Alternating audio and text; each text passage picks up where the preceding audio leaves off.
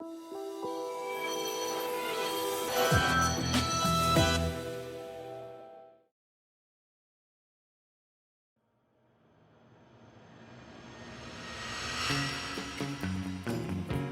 lo largo y ancho del planeta existen varias organizaciones secretas.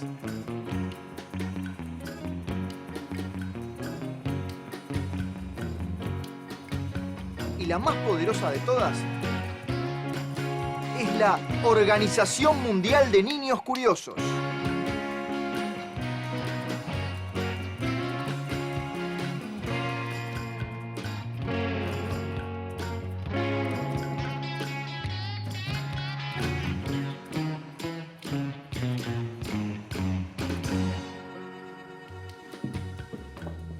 Compañeros, Tiago, Selene, Sofía, Inti. Este es un verdadero desafío para la Organización Mundial de Niños Curiosos. Es el cráneo de un mamífero gigantesco. Sí, pero mira nuestro orificio nasal. No le encuentro explicación. Creo que no nos queda otra salida. Hay que llamar a los paleodetectives. Jones, el biólogo. Ernesto, el físico. Andrés, el paleontólogo.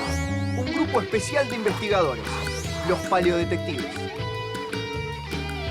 Mientras tanto, en la guarida de los paleodetectives... ¿Cómo tiene más probabilidad de encontrar comida? ¿Que se quede picoteando en el mismo lugar o que haga esto? No sé, el experto en aves sos vos. ¿Cuál es la respuesta?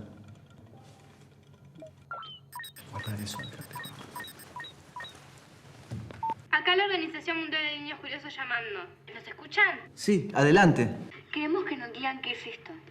Es muy fácil. Déjenmelo a mí. Chicos, es una pavada. Eso es un cráneo de un perezoso gigante. Es casi seguro que pertenece al género Glossotherium, un bicho que vivió acá en Uruguay. Eso ya lo sabemos. Lo que nos intriga es por qué tienen este agujero nasal tan grande.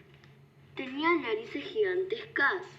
¿Tenían un cuerno enorme como el de rinoceronte? ¿Podían oler una galletita a kilómetros de distancia? Bueno, algunos datos hay. Seguramente pesaba unos 1500 kilos, lo mismo que 3 caballos de carrera juntos. Pero sobre el tamaño de la apertura nasal, no se sabe mucho. No queremos excusas. O nos traen las respuestas o cerramos el proyecto Paleodetectives. No lo hagan. En un ratito tienen todas las respuestas. Y recuerden, queremos dar respuestas con un dibujito animado y divertido. Pero nada, cambio y fuera. Entonces, la Organización Mundial de Niños Curiosos quiere saber por qué el perezoso gigante tenía una cavidad nasal tan grande. Así que el caso de hoy se llama Intriga de Narices. Bien, ya ven, lo que tenemos es el cráneo de un perezoso gigante. El nombre científico es Glossotherium y es un mamífero que vivió en nuestro territorio hace más o menos unos 10.000 años. Y si es mamífero, comparte características con los mamíferos actuales. Me gustaría estimar el tamaño, pero para eso sería bueno tener algunos otros huesos. Además, la pregunta principal es, ¿por qué tenía este agujero tan grande? Bueno, sabés que ahí es donde va la nariz, cuando el animal estaba vivo. Yo la verdad que no recuerdo ningún mamífero actual que tenga esta parte tan enorme. Podemos ir a comparar con los mamíferos actuales. Sería bueno. Quiere decir que tal vez esto era para olfatear bien. Veamos. Olfato, perezoso gigante. ¡Atención! Llega la paleohipótesis. Aquí vemos a un ejemplar de perezoso gigante comiendo hierbas.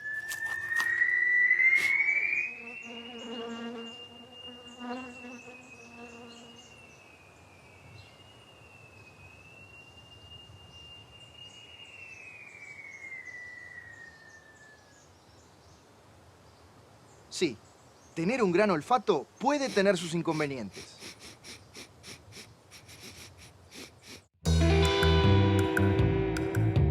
Andrés, ¿qué pensás de que los perezosos gigantes tuvieran un gran olfato? Vamos, es que a mí no me convence mucho eso. Yo sé que es grande el agujero, pero fíjate que el perro, que tiene un olfato excelente, fíjate que no es muy grande. Incluso si lo comparás con un ser humano, son más o menos del mismo tamaño y los perros huelen muchísimo mejor que nosotros. Además, fíjate que es medio raro, es como que el agujero se ensancha hacia afuera. Para mí que viene por otro lado la explicación. Muchachos, este animal es pariente de los perezosos actuales. Sí. ¿Tenés un cráneo de esos? Acá tenemos de todo, papá. Mirá. Ah, qué bueno. El cráneo de un perezoso actual, ¿no? Sí. Ustedes saben que los perezosos actuales tienen la visión bastante débil, pero el olfato es muy importante para ellos. ¿Y para qué usan el olfato? Bueno, el olfato lo usan especialmente para comunicarse, entre otras cosas para buscar pareja. Al igual que la mayoría de los mamíferos, el olfato es un medio de comunicación importante. Existen además glándulas especializadas para ello. Un ejemplo bien claro es el de los perros. Ajá. Bueno, muchachos, yo me voy al yacimiento a ver si consigo más información. Yo me voy a hablar con Soledad, la experta en química. Bien.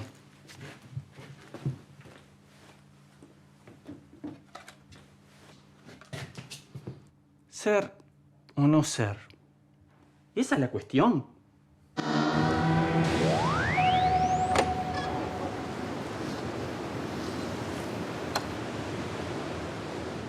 Hoy estamos en la Costa de Oro, un lugar turístico que se llama el Bañero de San Luis, en Canelones.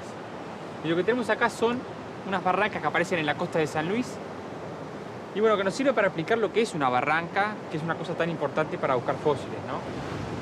Esto que ven acá es un depósito, lo que nosotros llamamos depósito sedimentario.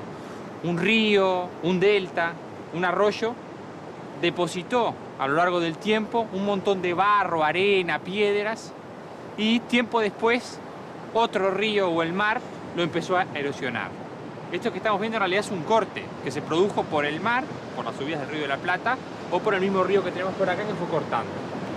Para los paleontólogos y para los geólogos es muy importante lo que aparece en el sedimento. Por ejemplo, acá ven algunos cantos rodados, que son importantes porque nos dicen la energía mínima que tenía el río. Tenemos acá uno. Esto no es que estuviera metido, es que vino junto con el barro. Y entonces sabemos que el río que depositó este barranco tenía por lo menos la energía para transportar esta piedra. Tenemos otra que es más chica. ¿Y cuál es el tema? ¿Qué es lo que más nos interesa a nosotros los paleontólogos?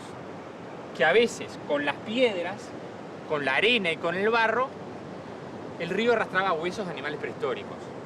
Capaz que no se ve muy bien, pero para alguien que tiene la vista afinada, es claro que esto es un fósil.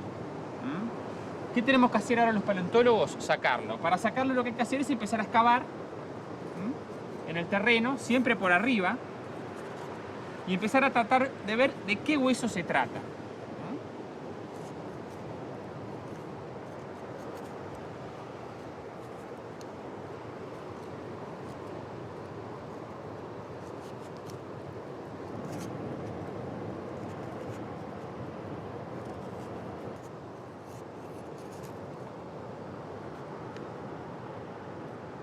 Esto que estoy haciendo para ustedes, lo hago porque yo tengo un poco de experiencia acá. No debería hacerlo nunca en realidad.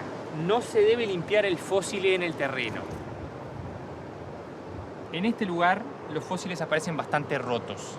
Se ve que los huesos venían transportados de muchos kilómetros y con las piedras que transportaba el río se fueron rompiendo. Y eso pasa mucho con los yacimientos de fósiles en todo el mundo. La mayoría de los huesos que aparecen están muy rotos y muy fragmentarios. Pero igual son valiosos, igual sirven. Yo cuando era niño empecé a buscar fósiles acá y claro, en vez de encontrar esqueletos completos empecé a encontrar huesitos muy rotos. Y eso fue una gran ventaja para mí, aunque yo no lo sabía en ese momento, porque me obligó a aprender de anatomía. Lo que tuve que hacer es, con un pedacito de hueso, darme cuenta qué hueso era primero y qué animal era. Eso se llama anatomía comparada y es muy importante para los paleontólogos. Gracias al entrenamiento que me dio este barranco, yo les puedo decir que esto es un pedazo de vértebra, de la primera vértebra del cuello, acá articula el cráneo, de un perezoso. Los perezosos son de los grandes mamíferos que aparecen en Uruguay, no solo en este lugar, sino en todo el territorio nacional. Los perezosos son los fósiles más comunes. Son tantos los fósiles de perezosos que han aparecido en nuestro país que podemos estar varios programas hablando solo de los distintos tipos de perezosos. Yo solo les quiero mostrar dos. Uno de los más grandes y uno de los más modestos. El más grande de todos, los perezosos que hay en Uruguay y seguramente en todo el continente, es el megaterio. Megatherium americanum es el nombre científico, un nombre que a mí me encanta. Y esto que estamos viendo es la punta del dedo de un megaterio, es la garra, el hueso que forma la garra. Esto que estamos viendo es solo el hueso. O sea, la parte de la uña, el estuche córneo, sería incluso mucho más larga y ancha que lo que sería esto que es el carozo de la uña, ¿no? Miren lo que es esto, ¿no? Nosotros le decimos los anatomistas falange unguial, que es la última falange del dedo. Imagínense lo que era el bicho entero. El megaterio llegaba a tener más o menos el tamaño, el peso de un elefante. Caminaba en 2 patas y medía varios metros de altura. Un animal realmente extraordinario. Si la uña aparece acá y el barranco tiene unos 13.000, 14.000 años, como tiene este barranco, quiere decir que este animal vivió hace 13, 14.000 años. Los últimos restos de megaterio tienen más o menos 8.000 años, lo cual quiere decir que los megaterios, este bicho que parece tan de fábula, convivió con nuestros primeros habitantes indígenas. Y vamos a hablar ahora de uno de los perezosos, no sé si más chicos, pero más modestos, que es el Glossotherium. Acá tenemos un cráneo, no sé si lo ven, este es el paladar, acá están los dientes, y lo voy a poner de frente para que vean lo que es el agujero de la nariz. Es una cosa muy peculiar de muchos perezosos, que tienen un agujero para una especie de narizota enorme. El Glossotherium llegaría a pesar más o menos una tonelada y algo, estando vivo. Y es uno de los perezosos más comunes del Uruguay. Es mucho más común que el megaterio.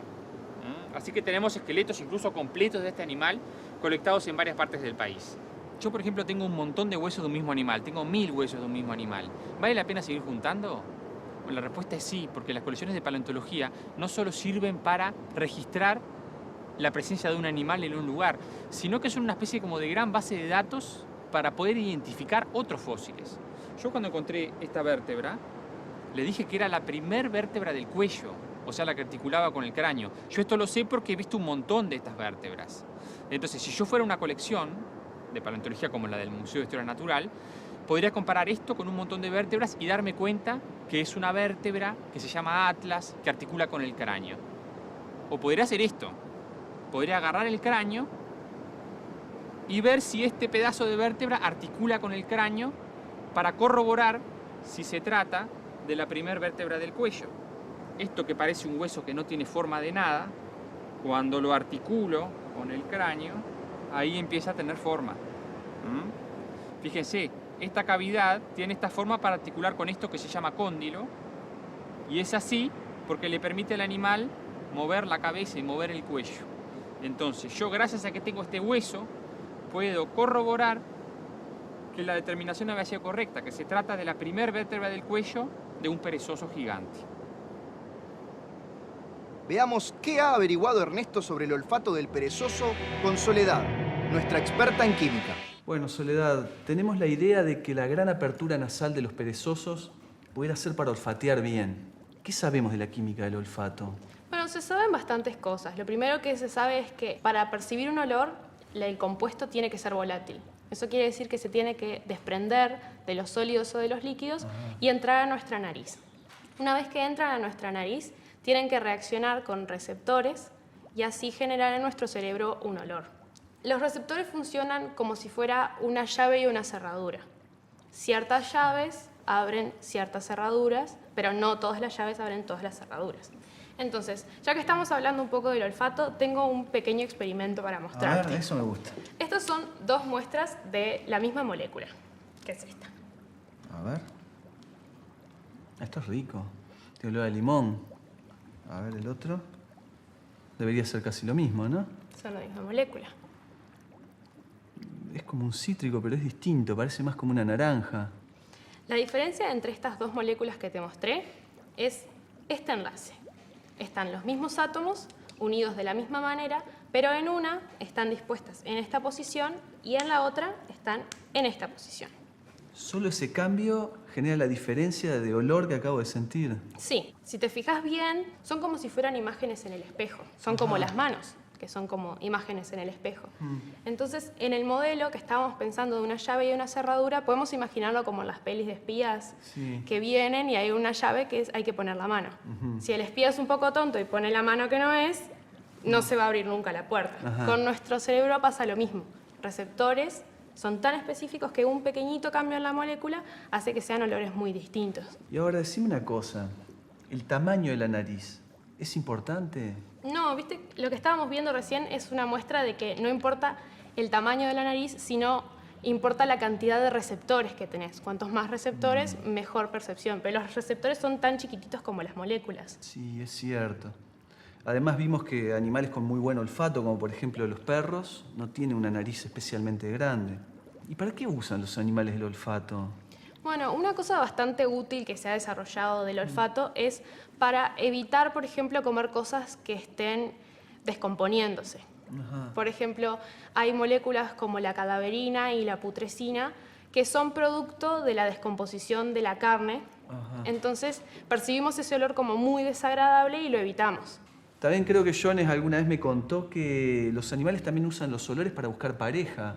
Sí, existen unas moléculas que se llaman feromonas que permiten a las especies comunicarse a través del olfato y decir quiénes están disponibles y buscando pareja.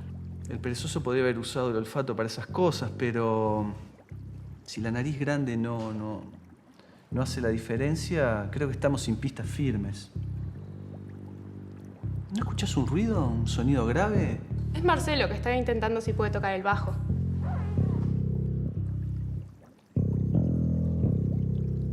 ¿Sabes qué? Tengo una idea. Jones, prepárate, te voy a llevar a pasear. Vamos a ir a un concierto. ¡Qué bueno! Gracias por la invitación. Sí, pero mirá que las entradas las pagás vos, ¿eh? Estos paleodetectives son unos irresponsables. Les pedimos que vayan a resolver el misterio del perezoso gigante y se van a un concierto. Confía en ellos, seguro tienen un buen motivo para estar en ese concierto. ¿Conocés la Organización Mundial de Niños Curiosos? Ingresá a domo.ceibal.edu.uy y convertite en un paleodetective. Propuestas divertidas, trivias, consignas y actividades. Sumate al Paleodesafío Ceibal.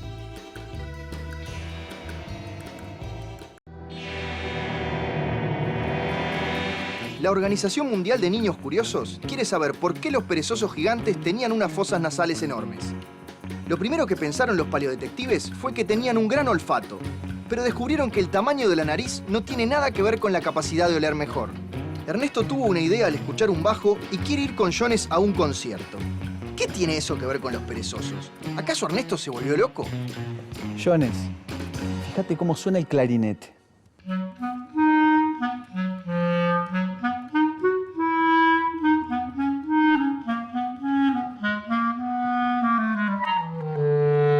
Ahora fíjate cómo suena la trompeta.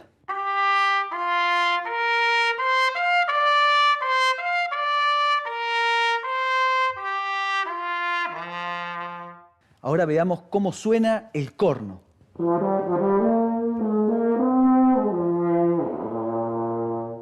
Y ahora prepárate. Mirá cómo suena la tuba.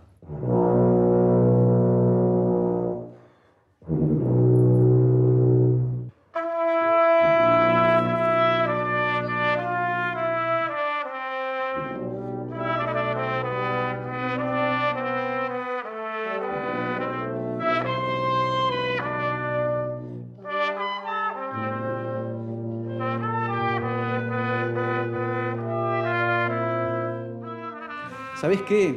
Creo que estoy entendiendo. Fíjate, los instrumentos más grandes son los que emiten los sonidos más graves. La física nos dice que para emitir sonidos graves en forma eficiente es necesario que la apertura sea muy pronunciada. Fíjate, por ejemplo, el caso de la tuba. Los sonidos graves tienen una gran ventaja para la comunicación porque viajan largas distancias y prácticamente no se dispersan por la vegetación u otros accidentes del terreno.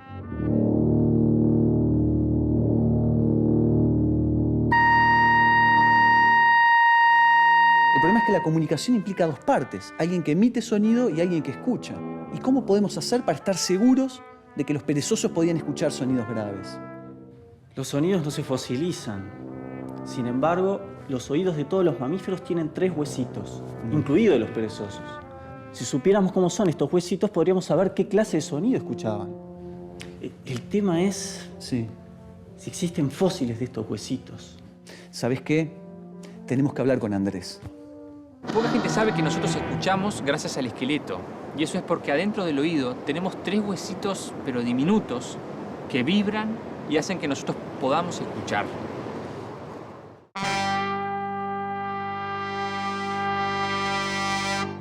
Yo pensaba que era muy difícil que los huesitos del oído se fosilizaran, por ejemplo, de un perezoso, porque son tan chiquitos, tan delicados. Pero un día fui a la colección del museo, me puse a escarbar en esta zona que es la zona del oído de los perezosos, y en algunos cráneos que había en el Museo de Historia Natural encontré los huesitos del oído, que habían estado metidos adentro del cráneo durante años o incluso décadas. Acá tengo unos, fíjense. 2 huesitos del oído del cráneo de un perezoso. El yunque, que es el más grande, y el martillo, que es el más chiquito. El tercero en este ejemplar no apareció.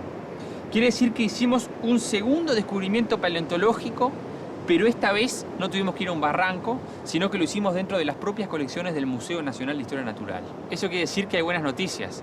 Tenemos los huesos del oído de unos perezosos gigantes. Con estos fósiles de huesitos de los oídos, se puede calcular la frecuencia que estos animales escuchaban. Y por el tamaño tan grande que parecen tener esos huesitos, seguramente escuchaban sonidos muy graves. Esos sonidos son muy útiles para comunicarse a larga distancia. Me gusta esta idea del sonido. ¿Sabés que estuve averiguando? Que las hembras de perezosos actuales se comunican con sus crías mediante sonidos. Ajá. Y que durante la época de apareamiento los machos se comunican con las hembras mediante sonidos también. Ahora, lo que no entiendo es por qué el Glossotherium no podía hacer eso con una nariz normal. Sería bueno que averiguaras un poco más sobre el canto de los perezosos actuales. Bien. Pero el Glossotherium no era el único perezoso gigante. También estaba el Lestodon, que era más grande todavía. ¿Acaso sus huesos nos pueden ayudar a resolver el misterio? Veamos qué encontramos en la colección de huesos. Mira, Ernesto, acá en el Museo de Historia Natural tenemos muchísimas cosas, pero nos está faltando un cráneo del Lestodon. Tenemos el cráneo de Glossotherium y tenemos, por ejemplo, esta vértebra, que es la primera vértebra del cuello. Y podemos usarla para comparar los tamaños de estos dos perezosos. Esta es la primera, o sea, articula con la nuca, ¿no? Fíjate, ¿no? Hay un dato interesante para vos que haces reconstrucciones y biomecánica, es que si vos, por ejemplo, agarras un perro o un gato y le tocas acá el cuello, va a llegar un tope, que son esto. O sea, que esta medida en el atlas te da el ancho mínimo del cuello. Entonces tenés el atlas de un Glossotherium y nosotros sí tenemos atlas del Lestodon. Vamos a comparar atlas de Glossotherium con atlas del Lestodon. Fíjate, es enorme. Es impresionante. Este animal llega a pesar 4 toneladas estando vivo. Y es el mamífero grande más común del Uruguay hasta hace 10.000 años. O sea, el Lestodon era como nuestras vacas. Y hay una cosa muy interesante, que pese a la diferencia enorme de tamaño que hay entre el Lestodon y el Glossotherium, los huesitos del oído de este bicho y de este eran prácticamente del mismo tamaño. ¿Estos son los huesitos del oído? Sí, de un Lestodon. Creo que con esto tenemos prácticamente el misterio resuelto. Si animales de tamaño distinto tienen iguales los huesos del oído, seguramente es porque necesitan escuchar bien una misma frecuencia. En este caso, indican que la frecuencia baja les permitía comunicarse mejor a larga distancia en su ambiente. ¿Tienen las respuestas? Casi. Con casi no nos alcanza. Yo estoy tratando para averiguarlo. Más les vale que se apuren. ¿Conocés la Organización Mundial de Niños Curiosos? Ingresá a domo.ceibal.edu.uy y convertite en un paleodetective. Propuestas divertidas, trivias, consignas y actividades. Sumate al Paleodesafío Ceibal.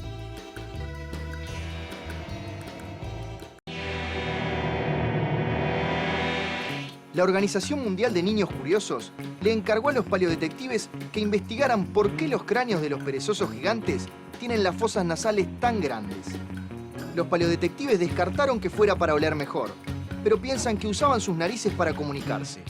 Veamos cómo sigue esta intriga de narices.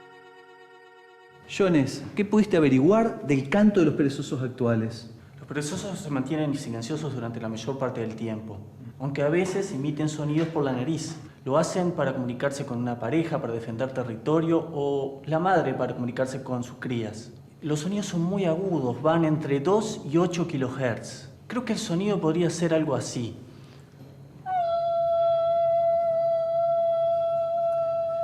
Está bien.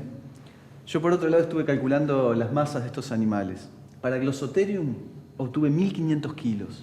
Para el Lestodon unos 4.000 kilos. Quiere decir que eran bastante distintos los tamaños. Sin embargo, los huesitos del oído son casi del mismo tamaño.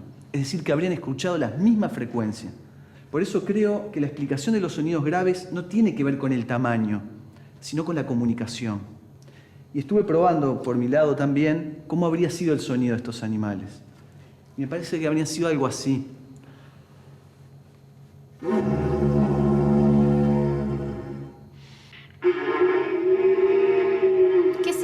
espantoso. Queremos las respuestas. Bueno, tranquilos. Ese ruido tan horrible es Ernesto tratando de imitar el sonido que hacían los perezosos. Pero nosotros tenemos la respuesta de por qué tenían tan grande este agujero. La respuesta viene por acá. Infrasonido, perezosos, animación. Atención, niños curiosos. Aquí viene la paleoexplicación. El perezoso gigante está comiendo. De repente, sus oídos, con los huesitos grandes que vimos, sienten algo que nosotros no podemos escuchar. Un sonido muy grave. Ah, era su pareja, llamándolo mediante infrasonidos que emite por sus grandes fosas nasales. Bien, paleodetectives, así que los orificios nasales de los perezosos era para comunicarse. Sí, efectivamente. Para mí eso es una maravilla de la naturaleza. Y en caso de los perezosos gigantes, en nariz cerrada no entran moscas. El chiste es malo. Sí, pero la explicación estuvo buena. Hasta la semana que viene, paleodetectives. Y así, una vez más, los paleodetectives han resuelto otro caso difícil planteado por la organización más exigente del mundo, la Organización Mundial de Niños Curiosos. ¡Hasta pronto!